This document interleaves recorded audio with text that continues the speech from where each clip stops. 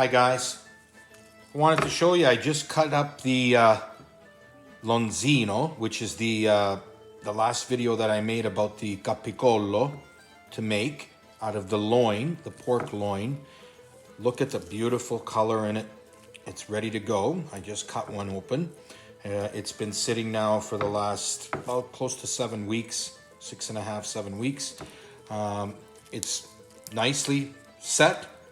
I'm gonna cut here just some for you and I'll show you how real nice it is. So you cut this one thin. Again, you can do it on the machine or you can do it by hand. Look at that. Just really, really perfect. Now, a lot of people like it even harder, like to keep it more longer. I like it like that because I think that it shouldn't be very hard when you put it into your panino or your bread. But take a look at that. And the taste is just amazing. Again, these casings that I used were the ones straight from the butcher there, so it's like almost like a papery one.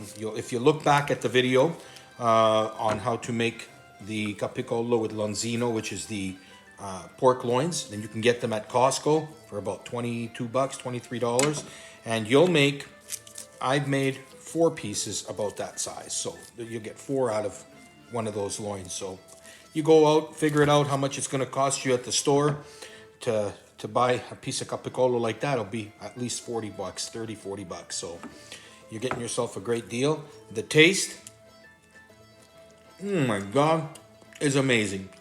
So please don't forget, if you guys like it, make sure that you subscribe to my channel. I'm trying to give you more videos like this every day. Please subscribe, hit the like button, and leave me your comments. If you have any questions on how to make it or anything, I'm always there to help you. Okay? Hope you enjoyed, and happy capicollo. Have a good one.